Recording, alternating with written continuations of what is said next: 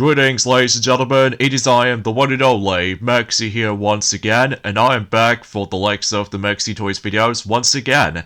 Ladies and gentlemen, welcome back for some more of Let's Play of Sonic the Hedgehog, or most people call it Sonic the Hedgehog 2006, for the Xbox 360/PlayStation 3. So last time we've essentially did manage to completely done with the forms of Wave Ocean, despite the fact that the level design in Wave Ocean is actually pretty unnecessarily bad. And in addition to that, not only did we somehow manage to able to force to go into not only one, but two town missions, which involves around killing all sorts of enemies, basically. So because of that, though, yeah, we did those just fine enough as it is, despite with this horrible frame rate on the PlayStation 3 version specifically. So today, for this video, is about the fact that we're going to be continuing things on and hit on to the forms of, presumably speaking, the final stage in Shadow Story. And that's what appears to be none other than Dusty Desert.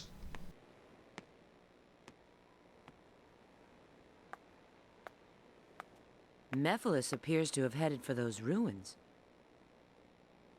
He's probably looking for the Chaos Emerald that's supposed to be there. There's no doubt in my mind. His movement shows he's seeking any Chaos Emerald he can find. Supposedly, he needs one in order to join with Iblis again. I will seal him before that.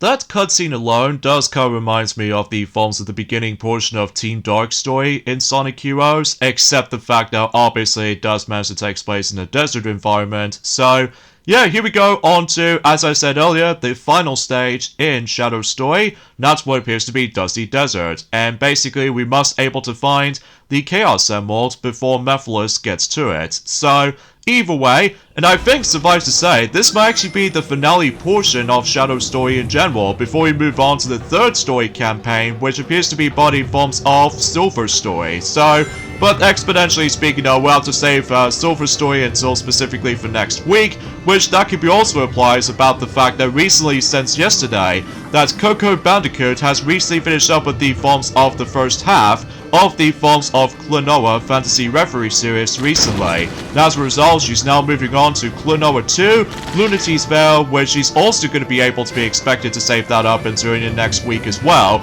So that'll be a perfect opportunity about the fact that we've basically pretty much done some aspects when it comes to the majority of some games themselves. So either way, as you can see, we've returned back into the forms of the hovercraft section, just like the forms of how it does it, and not only from the likes of the forms of, let's just say, Kingdom Valley, but also with the forms of, presumably speaking though, in regards to the forms of another level that does feature the hovercraft, which I think it was actually during the forms of, well, if I have to guess, it was Wave Ocean, despite the fact that it's been quite a few days since I actually have last played this game for sure. Well, that's the reason for that, is because, relatively speaking though, is about the fact that we got exactly I would say 2 weeks left now until specifically Princess Peach Showtime is going to be releasing on the Nintendo Switch. So I'm still pretty excited to check that out, especially because, you know, that again, that it's been a very long time since when Peach did manage to serve herself her own game since on the Nintendo DS, which is of course Super Princess Peach. So either way though, so yeah, basically on this beginning portion right here, as you can see, that we have to force able to catch a ride with the forms of the hovercraft, which again, you need to be very careful with the actual tipping over kind of system, because the forms of Havoc's physics engine, so you probably expect about the fact that you might able to get janked by the forms of this physics. So yeah, basically in the beginning portion of this stage, as you can tell, basically though, we have to drive past the forms of those specific pillars, because once you're done with all of those pillars, then we can able to actually access to the inside portion of Dusty Desert this time around, because normally in Sonic Story, it does manage to take place in the outside, whilst usually for Shadow Story, alongside with the forms of Silver Story, and oh boy, whenever we get to Silver Story in this particular stage, you will never believe about the fact that we will come across into the most infamous parts of the entire game, which you probably already know what to expect what's to be coming. So either way though, let's not get ourselves to this point just yet. So either way, so Yeah, because of this though, today's date of course here is the 8th of March today, in some cases in 2024 today. So, as I said earlier, it's about the fact that we've only got about exactly 2 weeks left now until Princess Peach Showtime is going to be releasing in new forms of the 22nd of March. So, yeah, time flies, you know? Although I'm not exactly sure if the reviews is able to actually turn out to be, but hopefully we'll discuss more about it if we continue proceedings for Silver Story, or to be more specifically though, once we get to Silver Story in general. So, either way, so as you can see about the fact that we do need to dodge a lot of those sand waves and all that stuff, and thankfully, if you do manage to be able to get in contact with the forms of the sand itself, thankfully we did not sink through it this time, unlike the ones how it does in the outside section. So, yeah, nice shot there right there, especially how weird the camera angles are usually plays out to be. Although, unlike in Sonic Project 06 for PC remake, like a fan-made remake, that basically the actual camera shots did somehow manage to improve upon itself. So, anyways, and as you can tell, similar to the forms of how it does in not only in Mephiles Phase 1 boss battle, but also with the forms of Wave Ocean as well. Basically, we are once again gonna have to take control of Omega once again. It seems pretty weird though about the fact that we've never actually able to take control of Rouge ever since in Journey forms of, let's just say, in Tropical Jungle. That was the last time we actually did manage to take control of Rouge. Because apart from those side things though, it's just all about, well, we're able to actually easily get able to take control of not only Shadow, but also with Omega in the last few bits of Shadow Story. Although, there was also the part of the DLC, which then again, we'll discuss on that and during at some point until I'm not exactly sure if it's possible during the forms of the beginning portion of April, or perhaps even maybe it will happen at some point by the end of March.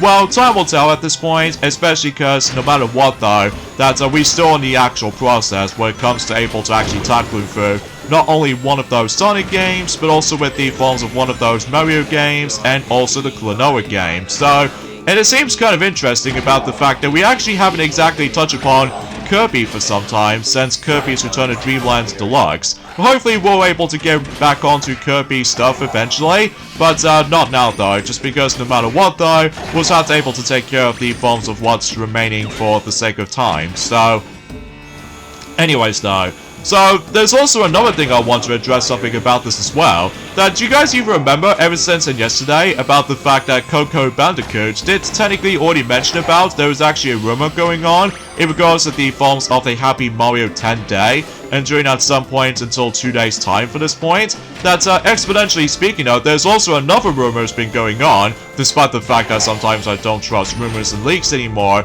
So as a result, they've mentioned something related to the fact that there's going to be an upcoming Sonic mobile game, which technically speaking though, it was supposed to be kind of like a similar concept as the forms of Fall Guys. And no matter what though, I think the game is going to be questioning it's going to be called Sonic Toys Party, which actually features 32-player matches. So, I'm a little bit more optimistic about this, although despite the fact that none of the actual stuff has been confirmed just yet. Although exponentially speaking though, is about the fact that I'm curious to know of how it's going to turn out.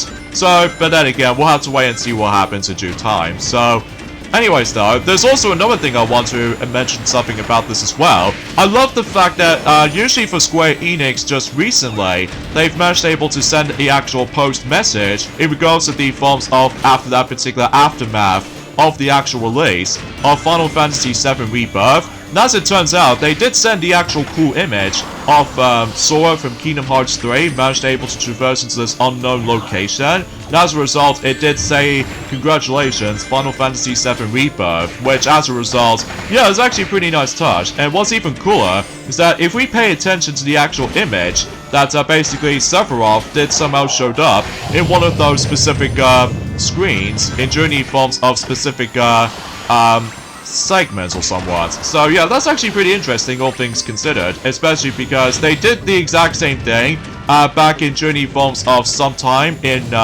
let's just say in 2017, if I recall correctly, when they did manage to able to celebrate the 20th anniversary of Final Fantasy VII on the PlayStation 1. And basically that was about the fact that the Kingdom Hearts community did somehow manage able to make the post image of Sora to somehow manage to perform the exactly same pose as what Cloud did. Specifically in the North American box art version of Final Fantasy VII, and that was actually a pretty cool touch as well back in Journey Forms of 2017. So, relatively speaking, I was about the fact that it is pretty nice about the fact that the Kingdom Hearts fan community did somehow manage to care for Final Fantasy VII in general, because that is the most iconic RPG games ever made, especially because of how Cloud did somehow first existence, alongside with the forms of the most intimidating villains, which is of course Sephiroth, in Journey forms of the original Final Fantasy VII, including the remake as well, for the likes of the PlayStation 4 as well as PlayStation 5. So, you probably get the gist of it. So, anyway, so we've immediately gone back to take control of Shadow again, so just in case we can able to deal with all sorts of enemies once again. And gee, the frame rate is still bad as ever, especially because no matter what though, despite the fact that it runs on Blu-ray disc on the PlayStation 3 version, whilst compared to the Xbox 360 version, it runs on DVD drive, at least if I'm assuming so anyway. So generally speaking, I was about the fact that some people want to point things out, that generally speaking, I was about the fact that, as I said it before, that the cutscenes runs like 30 frames per second as opposed to 60, unlike the Xbox 360 version. So, but anywho though. So, technically speaking though, also, there's also going to be a special presentation that's going to be coming up at some point on the 12th of March, which it could be something more related to the forms of one of those special anniversary celebrations, but this time what appears to be by the forms of Monster Hunter. So yes, Monster Hunter 20th anniversary presentation is going to be coming up and join at some point on the 12th of March. So yeah, that should be pretty interesting to say the least, despite the fact that I haven't exactly experienced any of those Monster Hunter games just recently. That's just mainly because it's not my cup of tea or anything. So because of that though, again, I am biased I guess when it comes to preferring certain franchises I do enjoy. So either way though, I am still biased I guess. So anyway, so I think we're nearly at the end of the stage, basically. It's just about the fact that we have to go through a serious amount of obstacles for the time being. So, oh jeez. Trying to able to actually go through, like, some platforms extends in and out. So, I guess that we did somehow easily take care of that. And, there goes my rings. Anyway, oh no. I hate this part. No! Come on! I hate this horizontal bar section. That's the most, iffiest part I've ever experienced, and suffice to say for this point, folks, there's our first death of the playthrough. So, yeah, I was able to try my best, able to actually go after this glorious S rank on this run, but unfortunately though, due to the forms of the obscure camera angle, and on top of that, the stupid horizontal bar, this keeps on screwing me up, which as a result, that usually happens every single time whenever I experience Shadow's Dusty Desert level. It doesn't matter if it's either on the Xbox 360 or the PlayStation 3 versions, or heck, even especially noticeable on normal mode as well as hard mode, that every time when I was trying to able to pull off the successful horizontal bar jump, sometimes though, it just keeps on messing me up when it comes to likely for its very awkward camera angles, and on top of that, you can't really see the actual judge of the gauge. So, I guess there goes the actual S rank run. So, that was kind of unfortunate at the end, but exponentially speaking though, I'll just take a B anyway. And thus, the rings doesn't really matter at this point, because obviously we've already unlocked every single upgrade for Shadow. So, and even then though, some people want to point things out as well, that on the Xbox 360 version, some of these descriptions for certain achievements are in probably is the worst English that you're able to actually experience for those specific description, which, again, I suppose we should probably save that particular topic once we get to Silver Story, but for now, let's take care of the final boss in Shadow Story, which is Mephiles.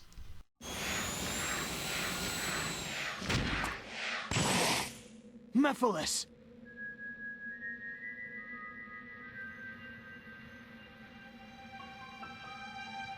I was expecting you sooner. As you must know, you're already too late. But there's still time for you to change your mind. Join me, Shadow. Let us teach this world a lesson and rewrite the future. Don't try to deceive me. What? You have no desire for revenge. You only crave destruction. Your only lust is to fuel Iblis until there is nothing left of time itself. Pretty bad lip syncing. It's a pity, Shadow the Hedgehog. Truly a shame that you wish to go against me.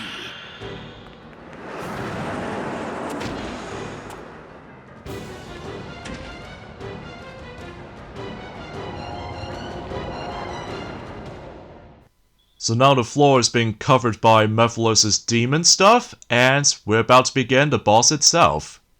I'll make sure you regret this, Shadow the Hedgehog. So here we go, on to Mephiles Phase 2, and exponentially speaking though, it plays pretty similar to the first phase, except now, rather than divide into two segments, which you remember during the forms of in Phase 1, that basically though we have to take control of Shadow at first, and eventually Omega for the second segment. Whilst in this time around though in Phase 2, in Mephiles boss battle, basically we have to take control of Shadow at all times. So basically though, yeah, basically we still need to able to build up the chaos energy, so just in case you can able to actually just to, well, attack the heck out of Mephiles. So, and if I were you, I highly suggest you're able to grab certain rings as quickly as you can, because obviously you're about to get hit quite a few times. Well, exponentially speaking, I was about the fact that if you really want to go out of your way to able to actually get an S rank on this particular fight, well, obviously it's about the fact that you need to be fast on that part, because if you are too slow at some point, obviously you have no chance to able to actually get the glorious S rank. So, either way, as you can see, Mephiles now decides to able to summon those big demon monsters, and basically though we need to able to deal with all of them until your gauge is going to be completely filled up. So generally speaking, I was about the fact that if you pay attention to that particular animation, when that particular demon monster just goes like that, basically this means is about the fact that you're able to gain yourselves your energy. And thankfully, unlike the ones how it does it in Phase 1, basically the actual energy decides to fill up a little bit quicker, just in case no matter what though is about the fact that if you're trying to deal with something big, basically though you get yourselves bigger amounts of energy. So, yeah, relatively a standard boss fight, to be fair, despite the fact that for whatever reason, both Rouge and Omega just decide able to walk around and just not doing anything. Nah, whatever. So, in some cases though, it's about the fact that, yeah, you just have to be very quick on this part, especially if you want to get the S rank, well, just be your best, I guess. So, either way, we've somehow activated the Chaos Energy mode, and now we can able to actually beat the likes of Mephiles again. Although this time around though, he just decided able to do something a little bit different this time. That basically, once we get to the halfway point of this entire battle, basically he decides to able to summon those specific clones of him. So because of that, you have to keep an eye on the real one. In fact, thankfully, if you really want to go after the real one, thankfully the camera just automatically locks on to the forms of real Mephiles. Now onto the final segment, where we have to do a homing attack chain against with the forms of those Mephiles clones, and just simply just mash the X button to obviously just deal with crazy amount of combos, and that's about it basically for Mephiles Phase 2. I am forever. I am invincible. And yeah, that's basically all there is to it for this entire battle. I mean, sure, no matter what though, it's a pretty similar boss fight as the forms of how it does on the first phase, but regardless of such though, Shadow's story is completed. So, despite the fact that as a result, I've only died once so far, but that's okay though, because no matter what though, it's just about the fact that, well, in regards of anything else when it comes to progression, we've actually completed 2 stories so far. So naturally speaking, all it needs left to do is of course Silver Story. So, and oh boy, Silver Story is going to be a little bit interesting. Especially because no matter what though, technically we've already played as Silver twice so far. One in Kingdom Valley and Sonic Story, and one of them in Shadow Story in Aquatic Base. So, as always, we somehow managed to get ourselves the actual cinematic cutscenes for Shadow Story, and let's watch the ending.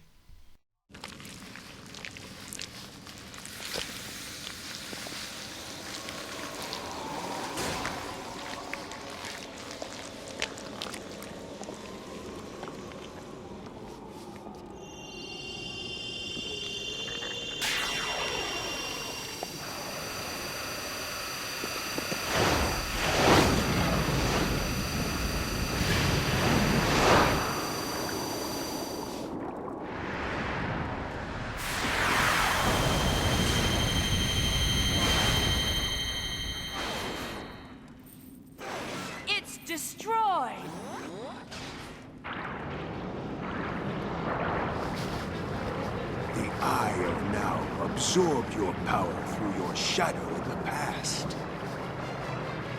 What may have worked 10 years ago no longer does.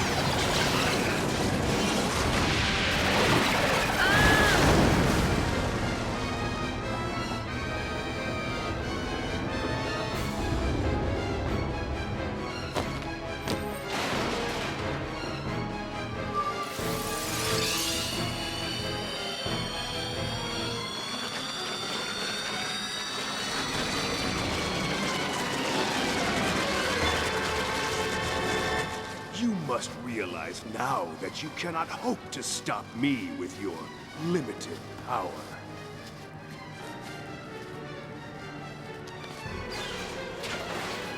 So you say. It's futile. The world will betray you. Why fight at all? Why risk your life for those who will persecute you later? If the world chooses to become my enemy, I will fight like I always have.